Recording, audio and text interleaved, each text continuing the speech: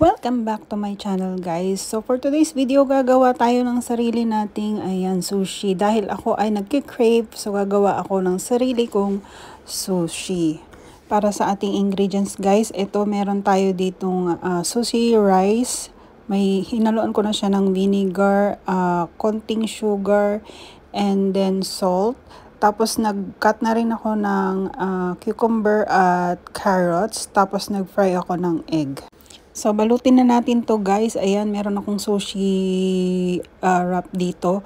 Ayan, lalagyan ko ng rice. Then, seaweed to, seaweed. Then, lalagyan ko ng cucumber, carrots, tapos yung itlog. Tapos, irarap ko lang siya. Ganun lang siya kadali guys.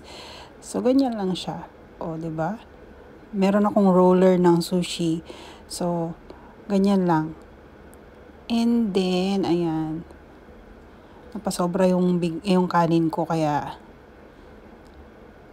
'di ba napakadali. Magkano din 'yan sa Japanese store.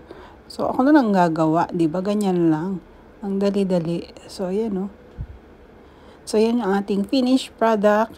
So kakainin ko na 'to, magi-enjoy na ako. Ayan. Kailangan ko lang ng wasabi and soya sauce. Okay na yan. Then mayonnaise. Okay na. Sakto na. Thanks for watching guys. Bye-bye.